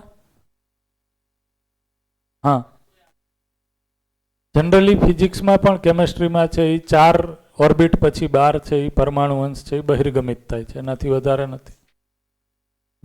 પછી અસ્થિર થઈ જાય. પરમાણુ રહે ભૌતિક પરમાણુ છે એમાંય આમાં કેટલી ઓર્બિટ થઈ આપણે જોયું ને, 1, 2, 3 અને 4. ભૌતિક પરમાણુમાં પણ 4 થી વધારે ઓર્બિટ વાળા જેટલા પણ તમે જડ પરમાણુ જોશો તો એ પરમાણુ અંશને બહાર બહિર્ગમિત કરતા થઈ જશે. આ બહાર જવાની પ્રવૃત્તિ એમાં જોવા મળશે. એને એ રીતના કહેવાય કે હવે ન્યુક્લિયસનું જે આકર્ષણ છે એ અહીંયાથી વીક થતું જાય છે. જડ પરમાણુમાં પણ ચૈતન્યમાં એમ જ છે. ચૈતન્યમાં આત્માનો જે મધ્યસ્થ પ્રભાવ છે એ મન ઉપર છે જ નહીં, અથવા તો વીક છે એમ કહીએ. એટલા માટે મન શરીર સાથે જોડાયેલું હોવાથી એ વધારે ચંચલ છે. એટલે આત્માનો સૌથી વધારે પ્રભાવ બુદ્ધિ ઉપર હોય. એટલે આત્માને જો મન સુધીથી કંઈ સિગ્નલ પહોંચાડવું છે તો વાયા બુદ્ધિ ચિત્ત વૃત્તિ મન થકી ત્યાંથી જ આવશે. એટલે આત્મબળ મજબૂત હોય તો એ બધું એલાઇન થાય. હા. એલાઇન થાય તો એને દર્શનની ભાષામાં માનવ વ્યવહાર દર્શનમાં લખ્યું છે, જ્યારે આત્મામાં છે એ અનુભવ થાય છે ત્યારે સમગ્ર જીવન એ આત્માના પ્રકાશમાં છે એ રસાનુભૂત થઈ જાય છે. હા, આના માટે શબ્દો આપ્યા છે કાવ્યાત્મક, કે અહીંયા છે એ આહલાદ છે, અહીંયા છે એ રીતના 4-5 શબ્દો એ આપ્યા છે. આપ્લાવિત થઈ જાય છે. આપ્લાવિત એટલે શું? ફિઝિક્સમાં છે આપ્લાવનનો નિયમ આવે છે. તો જીવન છે એ પોતાનામાં લાઇટ થઈ જાય છે. હા, ઉર્ધ્વ લાઇટ લાગવા માંડે છે, હલકું લાગવા માંડે છે. તમને કાલે લાગતું હતું એવું. જેટલું તમે અહીંયાથી જીવો છો એમ છે એ ભારી લાગે છે, બોધ સ્વરૂપ લાગે છે. અહીંયાથી ઉપર ગયા થોડુંક છે એ મુક્ત થયા. એ રીતના આપણી ગતિ અહીંયાથી થાય છે તો એ મુક્ત જોવા મળે છે. તો આમાં છે એ 2 વસ્તુ પહેલાં હું કહેવા માગું છું, પછી ગિરીશભાઈ છે એમાં એડ કરે જે અહીંયા મૂકવાનું હતું. એ પહેલાં તો આ જે સંકલ્પના આખી છે એ દર્શનની છે, નાગરાજજીની છે. એના ઉપર છે એ મને વિશ્વાસ છે, અને જેટલું સ્મૃતિમાં છે એના આધારે આ વસ્તુ પ્રસ્તુત છે. આ કોઈ સ્વત્વ થઈ ગયું, આ વસ્તુને મેં સમજી લીધી, મારા અનુભવમાં આવી ગઈ એવું તો છે જ નહીં. પણ આની ઉપર છે એ વિશ્વાસ બને છે, લોજિકલી એ સમજમાં આવે છે. પણ જે ક્રમમાંથી હું પાસ થયો તો એમાં જે ભાવેશભાઈએ કીધું એમ કે નિરપેક્ષ ઉર્જા એ ઉર્જાનું સ્વરૂપ છે, એના ઉપર વિશ્વાસ બનતા એક વાર લાગે છે. અને એ વાર કઈ છે? એ આની જ છે કે જ્યાં સુધી હું અહીંયાથી વધારે તંત્રિત છું તો મારું ધ્યાન છે એ સાપેક્ષ ઉર્જા ઉપર જ છે, એને હું સમજી શકીશ. જો હું અહીંયાથી તંત્રિત થાઈશ અથવા હું અહીંયાથી તંત્રિત થાઈશ તો આનું કોઈ અનુમાન બનશે, એના ઉપર વિશ્વાસ છે એ ગહેરાશે. તો અમુક વસ્તુઓ જેમ કે સામ્ય ઉર્જા છે, નિરપેક્ષ ઉર્જા છે, પારગામીયતા છે, બરાબર, પારદર્શિતા છે એ હજી એ છે એ લોજિકલી ખ્યાલ આવી જાય છે. મારા અને તમારા વચ્ચે છે એ પારદર્શિતા છે એ વસ્તુ ખ્યાલ આવે છે. પણ પારગામીયતા હજી આની ઉપર છે એ વધારે ધ્યાન નથી આપ્યું. બરાબર, જેમ કે મેં તમને કીધું કે જ્યાં આ પરમાણુ અંશ છે એના ન્યાય છે એ વ્યાપક તો છે જ. તો એ એને કીધું પારગામીયતા. તો એ છે એ તરત જ ધ્યાનમાં આવતી નથી. બરોબર, કારણ કે એ કલ્પનાશીલતાપૂર્વક પકડાય એવી વસ્તુ નથી. તમે જો, કાં તો અહીંયા છે એ ઇકાઈ છે અને આને હું અહીંયા મોકલી દઉં તો હવે અહીંયા છે એ ખાલી સ્થાન ખાલી થઈ ગયું. પણ અહીંયા છે ઇકાઈ, તો ઇકાઈ જ્યાં છે અહીંયા હરેક સ્થાન ઉપર વ્યાપક તો છે જ. કલ્પનાપૂર્વક એને, તો કલ્પના માત્રથી છે એ જ્યાં મેટર છે ત્યાંની આર પારે, કારણ કે એ કલ્પનાથી આગળની વસ્તુ છે. એટલા માટે કલ્પનાપૂર્વક છે એનું સંપૂર્ણ નિરૂપણ છે એ નથી બનતું, ધ્યાનમાં નથી આવતું. પણ જે રીતના છે એ મેં તમને કીધું એમ, આ મારી અંદર જે અનુભવ એટલે આ અનુભવ નહીં, એક્સપિરિયન્સ વાળો અનુભવ કહું છું, એના આધારે છે એની ઉપર વિશ્વાસ બને છે. તો એ કોઈ સ્થિતિ આપણી અહીંયા હશે તો એ વિશ્વાસ છે એ આપણે જે નિરપેક્ષતા છે અથવા તો પારગામીયતા છે એના માટેનું અનુમાન બનતું જાય છે કે આ હોઈ શકે. બરોબર, જો સાક્ષાત્કારની સ્થિતિ આવશે તો એ અનુમાનથી વધારે નજીક આવીએ છીએ.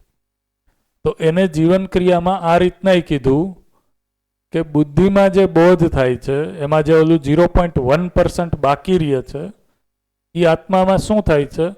તો એ આત્મામાં અનુભવમાં પારગામીયતા છે, ઉર્જા સંપન્નતા છે, એ વસ્તુ છે એ પૂરી થાય છે. તો વ્યાપકની પારગામીયતા છે ને એ બાકી રહે છે બુદ્ધિમાં, બોધમાં. એ પૂરી ક્યાં થાય છે? આત્માના અનુભવમાં થાય છે. કહી શકાય બાકી બધી વસ્તુ છે એ અહીંયા આવી જ ગઈ છે. અહીંયા બુદ્ધિમાં છે એ કોઈ વસ્તુ છે એ બાકી નથી રહેતી બોધ થવામાં. જે વ્યાપકની પારગામીયતા છે એ જ બાકી રહે છે. પારદર્શિતા એ અત્યારથી જ કલ્પનામાં આવી જાય છે. એના માટે છે એ કોઈ વધારે એફર્ટ લગાડવાની જરૂર નથી પડતી.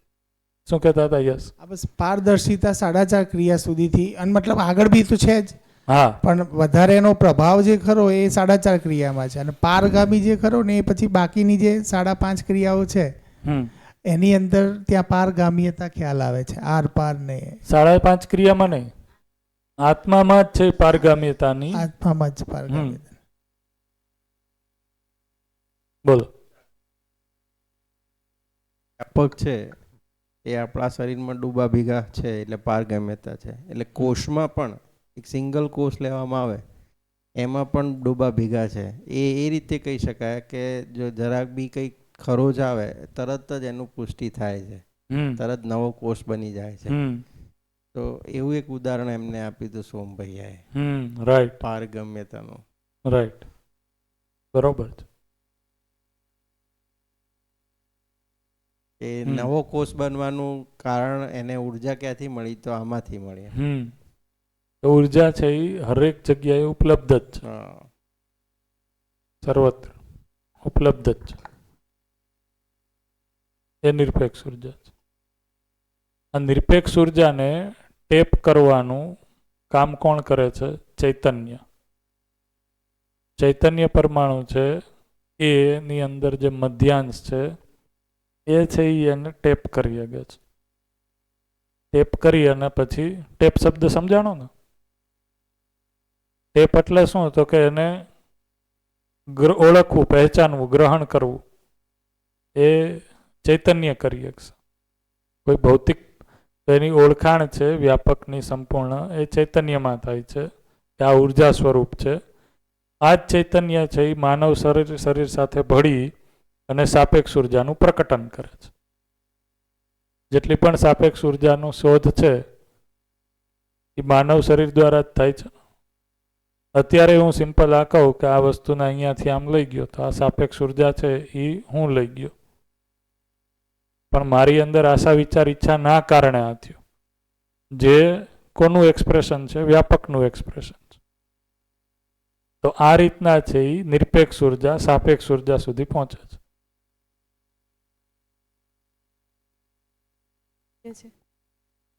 બીજ નાખીને ઉગે તો એ વ્યાપકમાંથી જ ઉર્જા લઈને સંપૂર્ણ ક્રિયાશીલતા છે એ એના કારણે છે. એટલા માટે જ એક નામ છે એનું કીધું મૂળ ઉર્જા છે.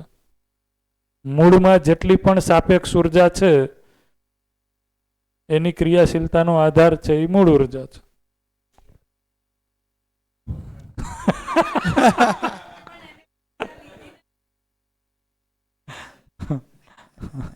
બોલો. નામ કહી દો બધા. એક એક હા, કઈક લખતા પૂછે છે જાય. ભાવેશભાઈ, પાછું 1 મિનિટ.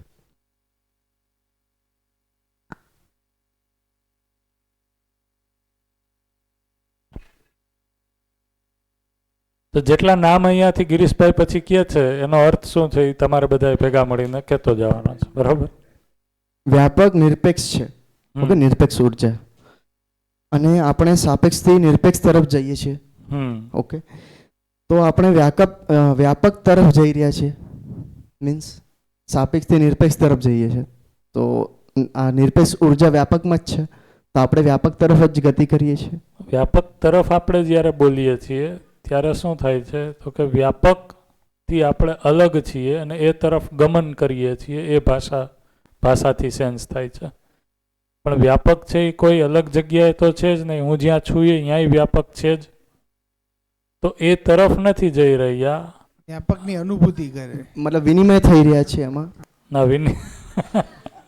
વિનિમય નહીં, વિલય નથી. તમે વિલય શબ્દ કહેવા માંગો છો, તો વિલય પણ નથી. એટલા માટે તો હમણાં આપણે જ્યારે જોયું સહઅસ્તિત્વવાદ શું કહે છે?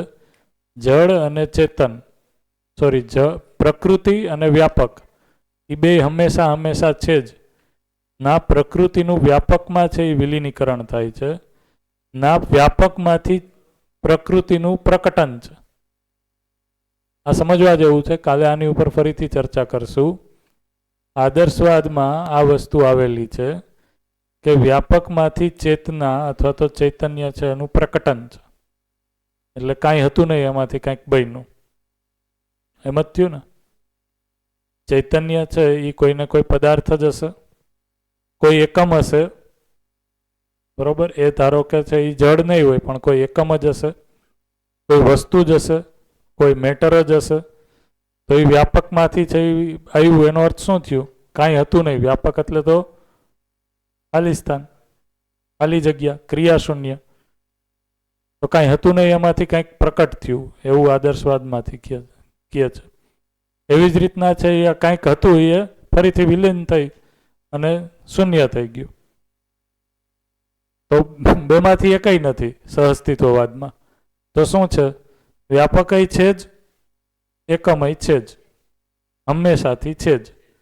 તો એવો કોઈ કાળ સમય કે સ્થાન નથી જ્યાં વ્યાપક અથવા તો એકમ ના હોય. અસ્તિત્વમાં આ બે વસ્તુ હંમેશા છે જ. એટલા માટે અસ્તિત્વનું પ્રકટન, અસ્તિત્વનું કોઈ સમયે છે એ ટાઈમ t=0 એ બિગ બેંગ થયું અને અસ્તિત્વ આવ્યું એવું નથી. એટલા માટે તમે જે કીધું એમાં ભાષા શું, ભાષાથી આપણે વસ્તુ સ્વરૂપ છે એ કઈ રીતના સટીકતાથી જઈ શકીએ? તો કે જે ચૈતન્ય એકમ છે એ પોતાનામાં જે વ્યાપકમાં ગુણ છે એ ગુણ સ્વરૂપ થવા ઈચ્છા છે. તો એની યાત્રા છે એ વ્યાપકના ગુણ તરફની છે. એ ગુણ સ્વરૂપ થવાની છે, તરફની નહીં, સોરી. હા, એની અંદર ગુણાત્મક ફેરફાર છે. રાઈટ. ઓકે, તો આપણે જે વ્યાપકમાં જે ગુણ છે એ આપણામાં લાવવા ઈચ્છીએ છીએ, બરાબર, આપણે જીવનમાં અથવા આત્મામાં જે પણ કહીએ.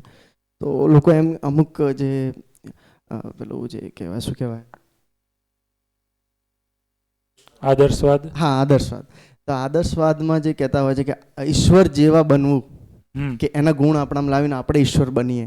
હા, એ રીતનું થોડું આમાં એ રીતનું. યસ. પણ ઈશ્વરની પરિકલ્પના અહીંયા અલગ છે, પણ ચાહના તો એવી જ છે બનવાની. રાઈટ, બરોબર છે. એટલા માટે એક નામ આનું ઈશ્વરે આપ્યું છે. ઈશ્વર. તો એક ઈશ્વર તમે કહી દો તો એ હું લખી નાખું. ઈશ્વર. તો ઈશ્વર કઈ રીતના, કોણ સમજાવશે? બધું ઐશ્વર્ય એમાં છે. મતલબ ઐશ્વર્ય એટલે બધી પ્રકૃતિ હા, પ્રકટનશીલ છે, ઉત્સવશીલ છે, અને એ વ્યાપકની અંદર છે. એટલે વ્યાપકની અંદર બધી ઐશ્વર્ય એટલે બધા જ એકમો, ઇકાઈઓ. એટલા માટે એક નામ એનું શું છે? ઐશ્વર્ય. ઐશ્વર્ય પણ છે, ઈશ્વર છે. સોરી, ઐશ્વર્ય એટલે સૌંદર્યતા, એવો શબ્દ. મતલબ ઐશ્વર્ય નથી કહેતા, ઐશ્વર્ય. હા. ઘણા શબ્દો. એક નિરાકાર છે એનું નામ, નિરાકાર. હા, તમે કંઈક હજી કયો છો, બોલો. તો આદર્શવાદમાં જેમ ઈશ્વરના અલગ અલગ નામ આપે છે કે આ ઈશ્વર છે, આ તે, તો આપણામાં ઈશ્વરને કોઈ આપણે નામ તો આપી નથી. કોણ છે, શું છે ઈશ્વર? ઈશ્વર છે એ વસ્તુ સ્વરૂપે આ ખાલી સ્થાન છે. હા, ખાલી સ્થાન છે. જે વ્યાપક છે એ જ ઈશ્વર. તો વ્યાપક છે એ જ ઈશ્વર છે, અને આપણે વ્યાપકના અંદર છીએ બધા, બરાબર? તો વ્યાપક ક્યાંના અંદર છે? વ્યાપક છે એ અસીમ છે, એટલે કોઈના અંદર નથી. વ્યાપક છે એની કોઈ સીમા જ નથી, એટલે એને કોઈની અંદર પૂરી શકાશે તો એના હોય, એની અંદર હોય. એટલા માટે એ કોઈની અંદર નથી. એટલે વ્યાપક એ પોતાનામાં એવી વાસ્તવિકતા છે જેને આપણે કોઈ ક્રિયાના એટ્રીબ્યુટથી સમજાવવાની ટ્રાય કરશું તો એ નહીં થાય. એટલા માટે જ તો ભાષા આપણે જ્યારે કરીએ છીએ તો આપણી મોટાભાગની ભાષા છે એ ક્રિયા સાથે જોડાયેલી છે. વ્યાપક છે એ પોતાનામાં કોઈ ક્રિયા છે જ નહીં. એટલે તમે જો એના માટે જે શબ્દો યુઝ કર્યા છે એ જે આ ક્રિયા નથી એ પૂર્વકથી આપણે યુઝ કરીએ છીએ. જેમ કે એકમ છે એની ક્રિયા છે તો ક્રિયા છે તો એની સીમા છે, તો જેની કોઈ સીમા નથી એના માટે વ્યાપક શબ્દ કીધો. તો આમાં જે નથી એ કરીને છે એ આપણે વ્યાપકને અમુક શબ્દો એવાય છે જે પોતાનામાં નિરપેક્ષ હોય, ક્રિયા સાથે જોડાયેલા ન હોય. તો વ્યાપકને ઇન શોર્ટ કોઈની અંદર વ્યાપક પૂરવાનો નથી. કોઈ પણ ઇકાઈમાં વ્યાપક છે, ઇકાઈની બારે વ્યાપક છે અને આરપારે છે. એટલે ઈશ્વરમાં કણ કણ છે. એ શબ્દ કણ કણમાં ઈશ્વર કે ઈશ્વરમાં કણ કણ? બેય છે. હા, એટલે બંને છે. પણ કણ કણમાં ઈશ્વર બોલીએ છીએ ને તો એની સીમા જેવું ફીલ થાય. એની સીમા છે. હા, પણ ઈશ્વરમાં કણ કણ છે તો એની કોઈ સીમા નથી. બરાબર છે. કણ કણમાં ઈશ્વર બી છે, કારણ કે અંદર બહાર બધે જ છે. બધે છે જ. મતલબ મન છે તો મનની પણ આરપાર છે જ, વૃત્તિની આરપાર છે જ, દરેક અંશની આરપાર છે જ. શું કહો છો કનૈયાભાઈ? બંને શબ્દ હવે સમય તો બોલી જાઉં. નિરાકાર, બરાબર ને? પછી અખંડ. તો નિરાકાર એટલા માટે છે કારણ કે એની સીમા નથી. સીમા હોય એનો કોઈ આકાર હોય. એવી જ રીતના અખંડ. પછી અપ્રભાવિત. અપ્રભાવિત. શૂન્ય. શૂન્ય. પૂર્ણ. પૂર્ણ. અનાદિ. શુદ્ધ. અનાદિ. અનાદિ. અદ્વિતીય.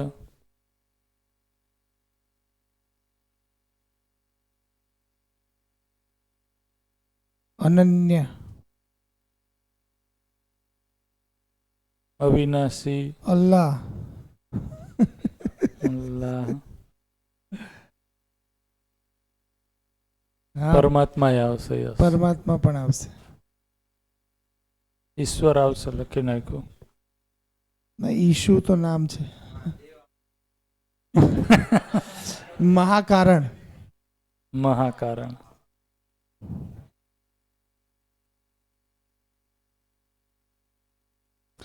આસ્તિક. નિર્વિકાર આવશે. આસ્તિક.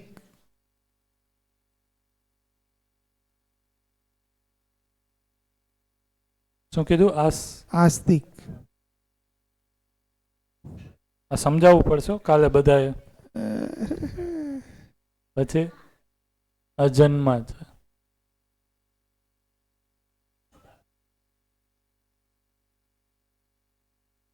આધ્યાત્મ. અધ્યાત્મ છે. રાઈટ. એક શબ્દ છે લોકેશ પણ છે. સત્તા છે.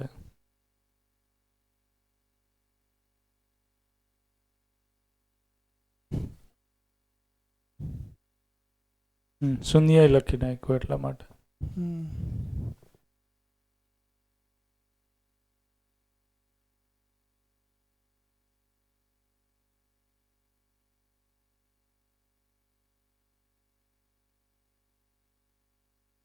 અસ્તિત્વમાં છે જ એમ.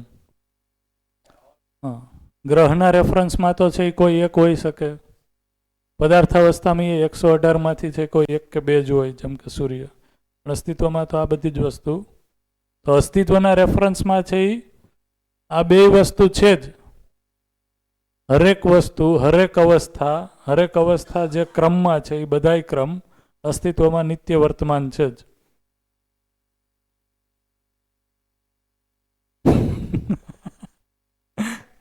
બરોબર છે? અહીંયા સુધી રાખીએ. બરોબર, સમય થઈ ગયો છે. બધા લોકોએ ખૂબ સરસ ધ્યાન આપીને સાંભળ્યું. કાલે છે એ આપણે અહીંયાથી પાછું કન્ટિન્યુ કરીએ.